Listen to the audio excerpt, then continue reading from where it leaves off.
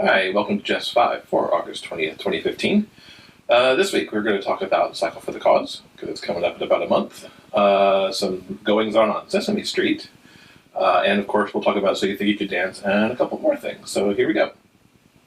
Cycle for the Cause ride is just a month away, and I will be headed back to the East Coast for that. I'll start up in Boston and then ride my bicycle back to New York, along with about 150 other riders who are cycling to support the HIV/AIDS services of the LGBT Center in New York City. It's the 6th year I've done the ride, and the 5th that I've been on the bicycle for it. I crewed 1 year. Looking very forward to it, despite the fact that I have not trained nearly enough for it. Between being really busy getting some books out earlier in the summer and then not totally enjoying riding on my own. I haven't been able to find a ride partner out here quite yet who wants to go the distance and the speed that I go. Longer distance, slower speed. It's a difficult combo to find the right partner for. I really miss my New York riding partners with Kip and Joey and some of the out cycling folks. Money-wise, I still need your support if you can give it. The link is going to run right down here on how to get to my personal donation page. I've raised about $2,700 so far. No, sorry, $1,700 so far. I wish it was 27. I'm going to get to a minimum of 3,000 before the ride next month. So I really need whatever support you can throw at that to help the LGBT Center continue to provide these very vital services that they do to the citizens in and around New York City. So yeah, there'll be more on the ride as we get closer to it, and probably one whole episode closer to the ride or right after will be completely devoted to it, because I plan to shoot a lot of footage on the ride as well, so you can get more of an idea of kind of why the ride's important and who's on it. If you look up in the eye icon, there is going to be some video there too, kind of giving you a trailer, if you will, of what the ride is like and why the people do it, or the people who do make that trip do it. Some very compelling stuff up there, so give that a watch. Michael Sam was back in the news last week as he walked away from the Montreal CFL team that he joined earlier in the year. I'm sad for him. He had such high hopes for what he wanted to be and such big goals to really embrace his true self and live as an out gay man. He wanted to play some football with the pros. He wanted to marry his boyfriend, who became his fiancée earlier this year. And he's watched so much of that now get stripped away for reasons that, at least as far as I've read, we really don't know. I don't really think it's our business to know. But I'm certainly sad that he has not been able to embrace the life that he wanted and meet his goals. As Sid Sigler, who's the founder and writer for Outsports, noted, the reaction in the sports media and the social media has been kind of relentless and brutal on him.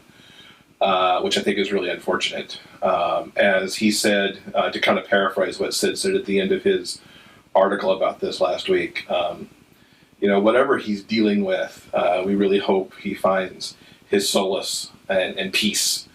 And if he chooses to play football again, may he find his way back to the gridiron. I really echo those thoughts. I hope he finds a way to be happy in his life and to do the things that he wants to do. My other hope out of this is that other closeted athletes don't necessarily take his journey as a reason to not come out and live your authentic life.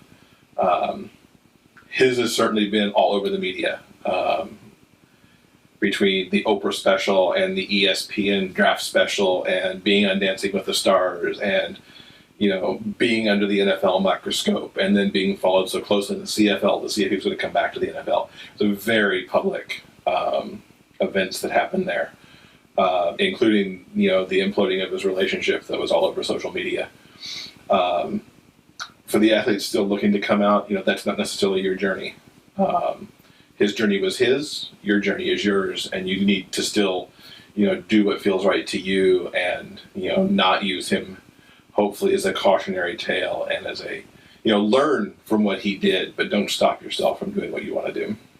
So Sesame Street's moving to HBO to an extent. It was kind of exciting to read that Sesame Street and the Children's Television Workshop is getting such an infusion of cash from HBO to move Sesame Street and I believe a couple other Children's Television Workshop endeavors over to the pay channel. The good thing about this is that PBS still gets Sesame Street. They get it on a little bit of a delayed window. I think something like 6 to 9 months from after when HBO airs it, that it will move over to PBS. But the good news is PBS still has access to this outstanding children's programming, and at the same time, doesn't have to maybe pay as much for it because HBO is going to help foot the bill to produce the programming in the first place. There was a lot of discord, at least that I read in some social media, like, it's going HBO and only the people who could pay for it are going to get it. Obviously, these people didn't read the whole story.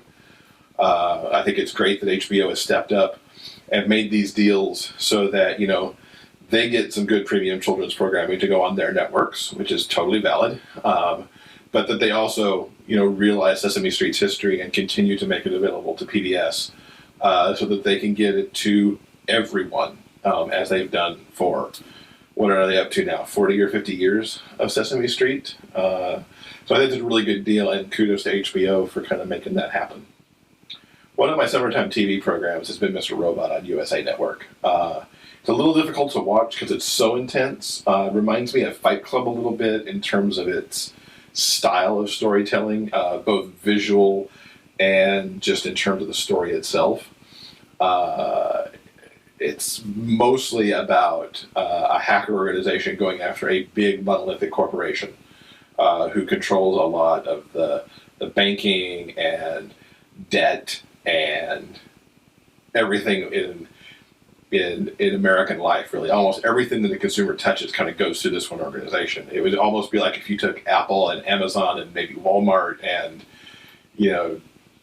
pick your favorite big bank of your choice and just mashed them all together into one big entity.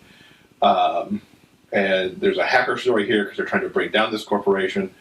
There's some interesting commentary on just social networks and how individuals can be hacked and manipulated from those hacks. It's very dynamic. As I said, it's a little difficult to watch because sometimes it's just, you can't believe what you're seeing presented on the screen, and you can't believe kind of the level that people and corporations can be hacked, especially people. It's really scary what this guy Elliot does when he puts his mind to it. It's Wednesday nights. I think it's at 10 o'clock Eastern and Pacific on USA. I think there's 2 episodes left until the season's over, but definitely pick it up if you can, because it's really some interesting storytelling going on there.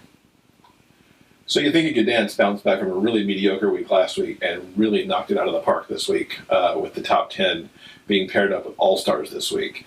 It was really tough to pick Dance of the Week this week, but at the end of the day, it was Virgil and Comfort in a hip-hop routine by Christopher Scott up here in the icon. You can check that out. My runners-up were Edison and Janie for their Travis Wall number, and Jim and Jennifer for their Dee Caspery number. Both of those were just extraordinary. There's a playlist up here in the icon that kind of runneth over this week. I think there's 12 clips in there because the show was so good. It's a huge disappointment that Edson got cut. I get that last week his number wasn't great, but then he really bounced back this week with that Travis Wall number, but there's no more Twitter save. So he did not make it, which is too bad because now the hot boy is gone from the show. The other thing, as I mentioned, not a fan of Bollywood on the show, and it was disappointing to me that Alex and Yaya got stuck with the Bollywood number. I think I'd like it better if they diversified their choreographers a little bit, because there seems to only be one Bollywood choreographer. And so he's got very much a sameness about him that I'm not really a fan of, and it would be great if they could expand that a little bit more. But on the whole, the show was a big thumbs up this week. Looking forward to seeing where the top 8 goes, and hope that the All-Stars get to stick around too. And that is the 5 for this week. Check the icon for other clips that I'll put up there besides Cycle for the Cause and the dance clips. Look below the video for any URLs for the stuff that I've talked about this week, and feel free to leave some comments and subscribe. And I'll see you back here next week.